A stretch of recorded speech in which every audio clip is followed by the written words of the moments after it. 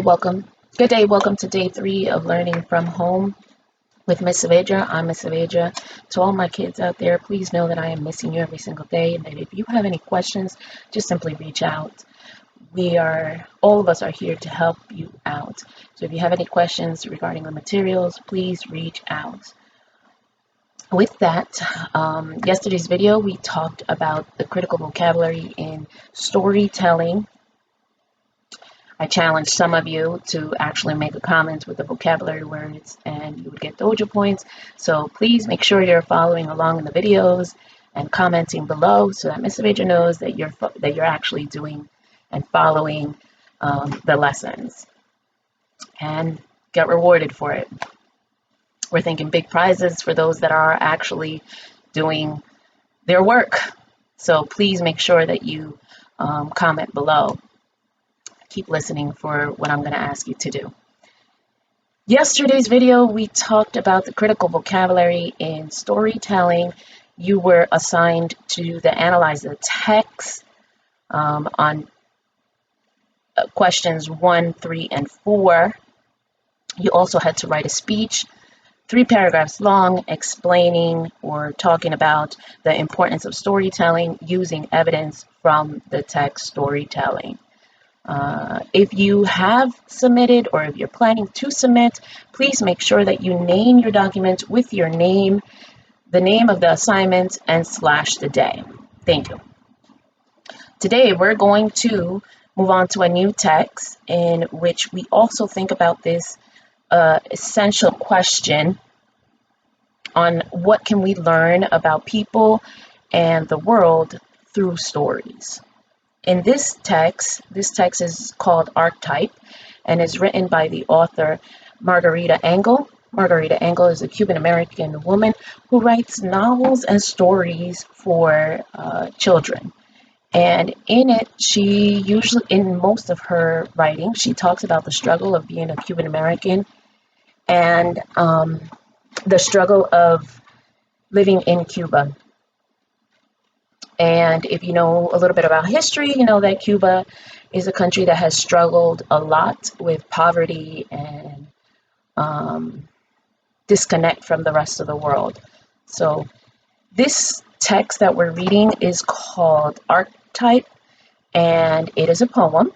It's not the first time that we've done analyzing of a poem, so make sure that if you need a little bit more assistance on analyzing the poem, you can go back and look at some of the work that we've done in previous units. This time around, we're going to analyze the rhyme, repeated sound, and the alliteration in the poem. Why is that important, Miss Saavedra? That is important because it kind of gives us an insight into the tone or mood of the poem and how the author is feeling as they are expressing their words. Alliteration is the repeated initial consonant sound. Our favorite one to refer to is she sells seashells by the seashore. Each word starts with the letter S. And it's a tongue twister, but at the same time, the alliteration is the letter S. Each initial sound is the same. That is alliteration. That plays a lot into the text that we're going to read. Here's an example from the text that we're going to read, Archetype. The example can be found on lines 5 through 7. The lines are, I never understood all the fuss about princesses poisoned or rescued from dragons. The repeated sound S and the repeated sounds of P and Z, they kind of give this tone of disrespectfulness. The repeated initial consonant sound of princess is poisoned gives this hissing sound, has a lot of S sound and a P. And this sound gives off an anger. And why is this important when reading this poem? Because we can understand the mood and tone of how the author is feeling about what she's expressing. So as you are reading today this poem, please make sure you pay attention to these elements in the poem. Make sure that you are reading it multiple times just to understand what she is trying to tell you through her poem. What story are we learning from her text? Okay. Today, you are also asked to do the check for understanding at the end. Please make sure that you do the check for understanding in your text,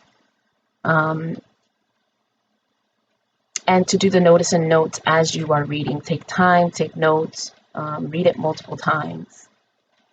I am asking that if you are handing in Google Documents, submitting Google Documents and sharing them with your teacher, please make sure that you are putting your name, the assignment, and the day. Here's an example. That's it for today. Make sure that you guys read. Make sure that you guys do the writing for today. You were asked to think about a story that you've read and to write a summary of that story, and then what connection did you make to the theme. You can share your document with me online or with your teachers online as well through Google Documents. Have a great day, and remember, wash your hands, don't touch your eyes, nose, or mouth. For extra credit on Dojo, comment below with a sentence using an alliteration.